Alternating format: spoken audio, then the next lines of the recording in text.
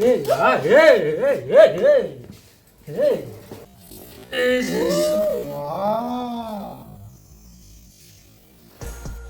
বন্ধুসকল, আমি এতিয়া অমাত জীৱক উদ্ধাৰ কৰিবৰ কাৰণে আকৌ উপস্থিত হ'লোঁ জলজলি ঝাৰগাঁও। আৰু বন্ধুসকল, ইয়াতে মানুহৰ ঘৰত এডাল সাপ সোমাই গ'ল। লগে লগে মোক ফোন কৰিলে আৰু ময়ো আহি ইয়াতে উপস্থিত হ'লোঁ। আৰু যাৰ ঘৰত আহিলোঁ তেওঁক আপোনালোকৰ মাজত চিনাকি কৰি দিম এবাৰ। দাদা নমস্কাৰ। হয়, আপোনাৰ নাম আৰু ঠিকনাটো এবাৰ ৰাইজক ধুনীয়াকৈ কৈ দিয়কচোন। নাম শ্ৰী দুলুমণি ডেকা, গাঁও চাৰগাঁও, পোষ্ট অফিচ জলজলি, জিলা দৰং অসম। হয়, এই সাপডাল কেতিয়া দেখা পাইছিল? সাপডাল মোটামুটি ধৰ 1 ঘণ্টা হৈ গ'ল। 1 ঘণ্টা হৈ গ'ল। হয়, ঘৰৰ ভিতৰত সোমোৱা দেখিছে নে? ডাইৰেক্ট সোমাই গৈছে তাৰমানে। ক'ৰ পৰা সোমাই গৈছে? এই পৰা বাহিৰৰ পৰা তাৰমানে ইন্দুৰ খেদি আহি ডাইৰেক্ট সোমাই গৈছে তাৰমানে। ব'লকচোন বাৰু, আমি সাপডাল ধুনীয়াকৈ উদ্ধাৰ কৰিম আৰু আপোনালোককো দেখুৱাম। আহক প্লিজ কাম।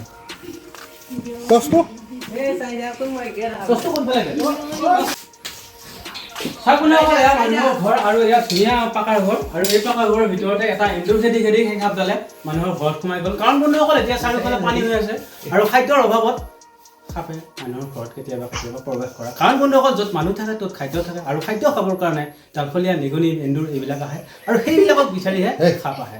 এতিয়া আমি সাপডাল ধুনীয়াকৈ উদ্ধাৰ কৰিম। আহক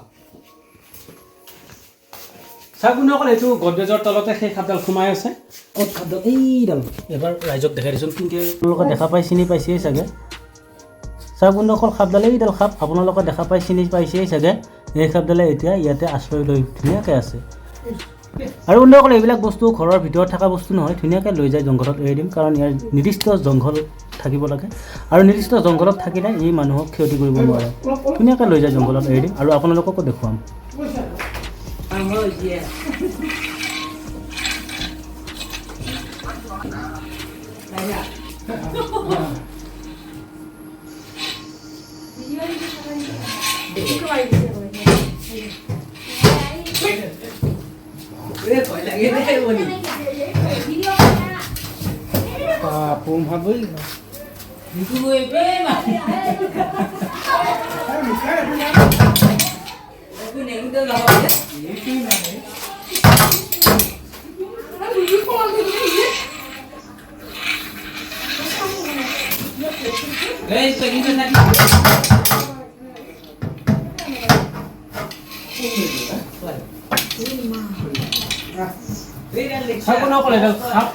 তেনেকুৱাকৈ শুই আছে।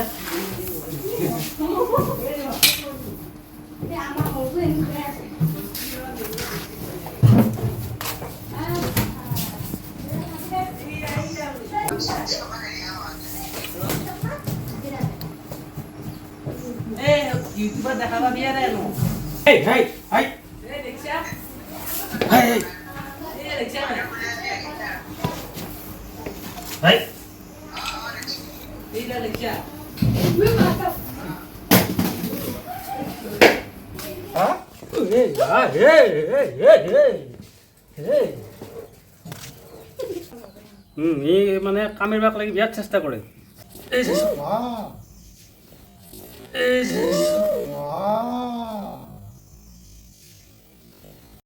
কেতিয়াবা যদি ভৰি খোজ পৰি যায়, একে লগে লগে আহি পেলাই আঁঠুক লাগি মাৰি দিব পাৰে ই সাপডালে।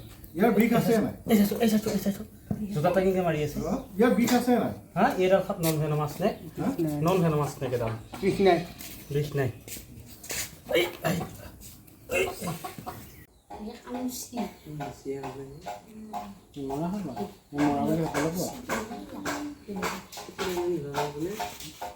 আৰু বন্ধুসকল, আপোনালোকক চাওক, এইডাল সাপ একেবাৰে মৰাৰ ভাও জুৰি আছে। কাৰণ বন্ধুসকল, এইডাল সাপে ইয়াৰ এটা গুণ আছে। ই যেতিয়া নেকি ভয় অনুভৱ কৰি যেতিয়া নেকি ই বলে নৰে, তেতিয়াহ'লে ই শত্ৰুৰ আগত মৰাৰ ভাও জুৰে। চাওক বন্ধুসকল, এডাল সাপ একেবাৰে মৰাৰ ভাও জুৰি আছে। কেনেকুৱা দেখাত একদম মৰি থকা যেন লাগি আছে। চাওকচোন বাৰু, এই সাপডালক ইংৰাজীত কপাৰ হেডেড ট্ৰিংকেট স্নেক বুলি কয়। আৰু এইডালক কিছুমান জেগাত ধুন্দুলি ফেটি বুলি কয়, কিছুমান জেগাত চেঙেলী গুম বুলি কয়, কিছুমান জেগাত নীলেজী গুম বুলি কয়। এনেকুৱা বিভিন্ন ধৰণৰ এই সাপডালৰ নাম আছে। আৰু এই সাপডাল হৈছে সম্পূৰ্ণৰূপে অবিষাক্ত সাপ, নন ভেনমাছ স্নেক। যদিহে এনেকুৱা সাপে কামোৰে, চিধাই ডিষ্ট্ৰিক্ট হস্পিটেলত যাব। হ'লেও এডাল সাপৰ বিষ নহ'বহে পাৰে। ইয়াৰ এটা বীজাণু বোলা বস্তু আছে। কাৰণ এই বহুত আগৰ পৰাই বেং, নিগনি, এন্দুৰ এইবিলাক খাই আছে। গতিকে এই সাপডালৰ মুখত নিশ্চয় বীজাণু আছে। গতিকে সাপে কামুৰিলে লগে লগে হস্পিটেলত যাব। তাতহে আপোনালোক সঠিক ট্ৰিটমেণ্ট লাভ কৰিব পাৰিব। দাদা, সাপডাল ধৰাৰ কাৰণে কেনেকুৱা লাগিল? ভাল লাগিল। বিৰাট এগ্ৰেছিভ সাপ হ'ব এডাল। বিৰাট এগ্ৰেছিভ সাপ, বিৰাট খঙাল সাপ। বন্ধুসকল এইডাল সাপ নীলেজী গোম বুলি এই কাৰণতে কোৱা যায় এইডাল সাপে যেতিয়া ই ভয় কৰে তেতিয়া এই সাপডালে মৰাৰ ভাও জোৰে সেইকাৰণে এই সাপডালক নীলেজী গোম বুলি কোৱা হয় চাওক বন্ধুসকল এইডাল সাপে মৰাৰ ভাও জুৰি আছে গতিকে বন্ধুসকল এই চাওক